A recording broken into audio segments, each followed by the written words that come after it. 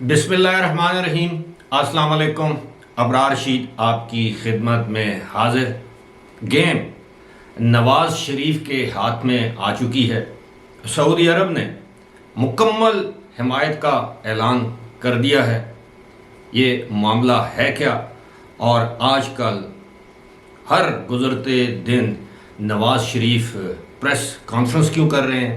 اپنا کون سا بیانیہ کس کے خلاف بنا رہے ہیں؟ اس حوالے سے بات ہوگی، لیکن اس سے پہلے آپ سے ریکویسٹ کہ اگر ابھی تک آپ نے چینل کو سبسکرائب نہیں کیا تو اسے سبسکرائب کر لیجئے۔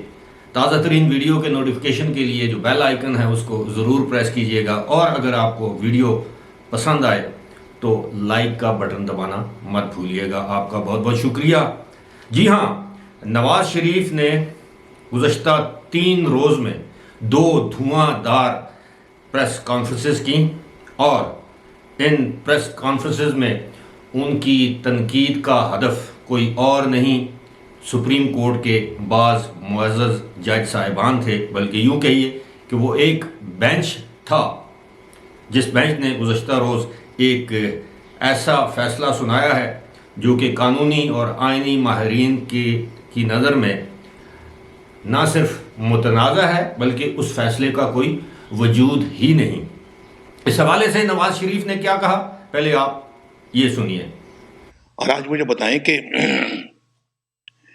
یہ جو 3 ججز کا جو بینچ ہے، یہ ان 4 ججز کے بینچ کے فیصلے کو مان ہی نہیں رہا، اور جسے یہ فیصلہ کہتے ہیں یہ فیصلہ نہیں ہے، اور یہ خود جج صاحبان کی زبان میں 1 مین شو ہے یہ، اور اس کیس کا فیصلہ جو ہے وہ 4 ججز کی طرف سے پہلے ہی آ چکا ہے۔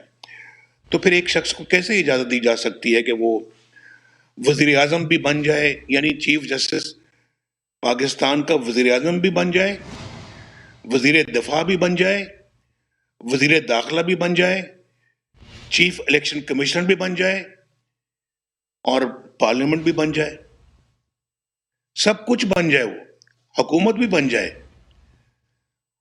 تو ایک یعنی اس ریاست کو مفلوج کر کے ایک لاڈلے کے عشق میں یہ سب کچھ کر دیا جائے، سب کچھ تباہ و برباد کر دیا جائے، یہ بہت ہی افسوسناک ہے۔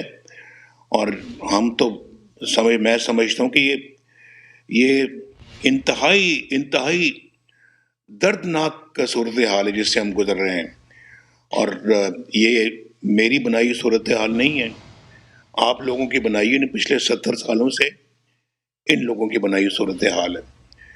تو میں سمجھتا ہوں کہ ان 3 ججز کا فیصلہ جو ہے، ان کو سپریم جوڈیشل کاؤنسل میں ان کا ریفرنس دائر کیا جانا چاہیے، اور آج کا جو فیصلہ ہے یہ انہی کے خلاف چارج شیٹ کا درجہ رکھتا ہے۔ آپ نے نواز شریف کی یہ پریس کانفرنس کا ایک کلپ سنا جس میں وہ بتا رہے ہیں کہ الزام لگا رہے ہیں کہ ہمارے چیف جسٹس آف پاکستان اس وقت وزیر اعظم بھی بننا چاہتے ہیں، وزیر دفاع بھی، وزیر داخلہ بھی، اور پارلیمنٹ کے اختیارات بھی وہ ہتھیانا چاہتے ہیں۔ اور اس کلپ کے آخر میں انہوں نے بڑی اہم بات کی اور کہا کہ پارلیمنٹ اب ان 3 جج صاحبان کا احتساب کرے، یعنی سپریم جوڈیشل کاؤنسل میں ان کے خلاف ریفرنس دائر کرے۔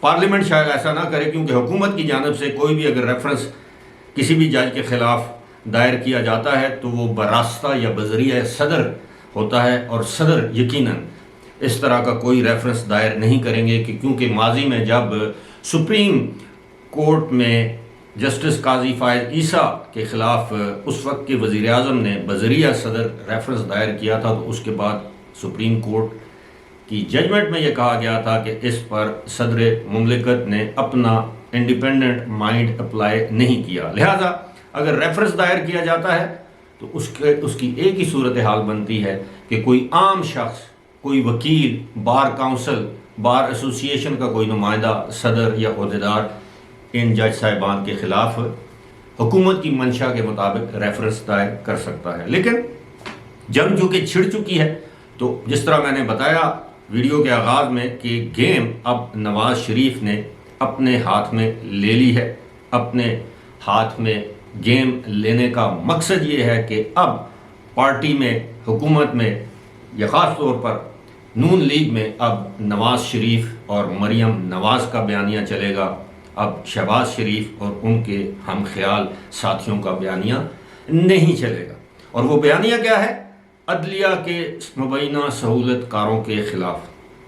اب اس حوالے سے جس طرح میں نے آغاز میں آپ کو بتایا کہ سعودی عرب نے اپنی مکمل حمایت کا اعلان کر دیا ہے، یعنی اپنی جسے آپ کہتے ہیں کہ حمایت نواز شریف کے پلڑے میں ڈال دی ہے. یہی وجہ ہے کہ سعودی شاہی خاندان نے نواز شریف کو شاہی مہمان کے طور پر سعودی عرب دورے کی دعوت دی ہے. اور میں آپ کو یہ بتاتا چلوں کہ جب سعودی عرب نے یہ دعوت ایکسٹینڈ دی ہے تو جب نواز شریف وہاں کا دورہ کریں گے تو نہ صرف وہ شاہی مہمان ہوں گے بلکہ ان کو ایک سربراہ حکومت یا سربراہ مملکت کی حیثیت سے پروٹوکول دیا جائے گا، جس کا مطلب یہ ہے کہ سعودی فرمانروا شاہ سلمان، سعودی وزیر اعظم اور سعودی ولی عہد محمد بن سلمان سے بھی نواز شریف کی ملاقاتیں ہوں گی. عین ممکن ہے ان ملاقاتوں کو پبلک نہ کیا جائے، ان کی تشہیر نہ کی جائے، لیکن مسلم لیگ نون کے اندر جو ذرائع ہیں وہ اس بات کی تصدیق کر رہے ہیں کہ نواز شریف کی ملاقاتیں متوقع ہیں. اب ان ملاقاتوں میں ظاہر ہے کہ موسم تو ڈسکس نہیں ہوگا، ظاہر ہے عام باتیں تو ڈسکس نہیں ہوں گی. پاکستان کے حالات، پاکستان میں جاری معاشی بحران، پاکستان میں جاری سیاسی عدم استحکام اور انتشار افراتفری کی صورتحال، اس میں جو مختلف سٹیک ہولڈرز ہیں ان کے کردار پر بھی بات کی جائے گی. لیکن اس دورے کا ایک اور مقصد ہے. مقصد یہ ہے کہ اس دورے کے ذریعے پاکستان میں مقتدر حلقوں کو یہ باور کروانا ہے کہ ہمارے لیے نواز شریف قابل قبول ہیں. اگر نواز شریف یا ان کی جماعت کا راستہ آئندہ انتخابات میں روکا گیا اور کسی بھی عدالتی سہولت کاری یا دوسری سہولت کاری کے ذریعے عمران خان کا اقتدار میں آنے کا راستہ ہموار کیا گیا تو سعودی عرب وہ امداد جس کا اس نے وعدہ کر رکھا ہے دینے سے قاصر رہے گا. آپ جانتے ہیں کہ سعودی عرب کے پیسے ہمارے اسٹیٹ بینک میں پڑے ہیں، ڈالرز، جس کو وہ رول اوور کرتا رہتا ہے، یعنی ان کی مدت بڑھا دیتا ہے. اسی کے ساتھ ساتھ سعودی عرب نے پاکستان سے وعدہ کر رکھا ہے کہ وہ ڈیفرڈ پیمنٹس پر، یعنی مؤخر ادائیگی پر پاکستان کو تیل کی فروخت جاری رکھے گا. ساتھ ہی ساتھ سعودی عرب نے پاکستان میں 14 ارب ڈالر کی سرمایہ کاری کا اعلان کر رکھا ہے. اس کے ساتھ ساتھ 8 ارب ڈالر سعودی عرب نے پاکستان کو دینے کا وعدہ کر رکھا ہے. سعودی عرب کے کہنے پر یو اے ای ہمیں 2 سے 3 ارب ڈالر دینے کے لیے تیار ہے، لیکن ہم سب جانتے ہیں کہ یو اے ای جو ہے وہ سعودی عرب کا ایک بڑا قریب اتحادی، بلکہ یوں کہیے کہ طفیلی ہے اس خطے میں. تو اگر سعودی عرب پاکستان کو امداد نہیں دیتا تو آپ یہ بھول جائیے کہ متحدہ عرب امارات والے ہمیں کوئی امداد دیں گے تیل کی صورت میں یا نقد پیسوں کی صورت میں. لہذا سعودی عرب اب شورٹیز چاہتا ہے، اور وہ انشورٹیز یعنی یہ جو ایشورنس ہے، اس ایشورنس کے لیے اس نے نواز شریف کو، سعودی عرب کی شاہی خاندان نے نواز شریف کو دورہ سعودی عرب کی دعوت دی ہے. اس دورے میں یقیناً وزیر اعظم شہباز شریف بھی شامل ہوں گے، اور ظاہر ہے جس طرح میں نے بتایا کہ دونوں بھائیوں کو ایک مخصوص پروٹوکول دیا جائے گا، ریڈ کارپٹ ویلکم ہوگا. ساتھ ہی ساتھ یہ بھی باور کروانا ہے کہ اگر مسلم لیگ نون اور نواز شریف نہیں تو ہماری طرف سے امداد بھی نہیں.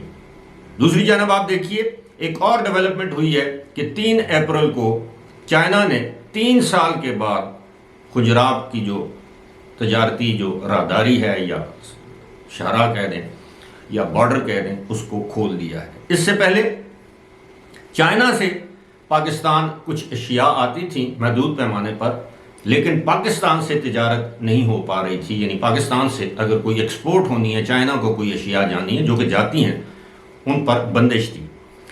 یہ صورتحال بھی اب پاکستان کے دشمن یا پاکستان کی دشمن قوتوں کے لیے قابل قبول نہیں ہے. خاص طور پر میں ذکر کروں گا امریکہ اور بھارت کا، اور کسی حد تک ایران.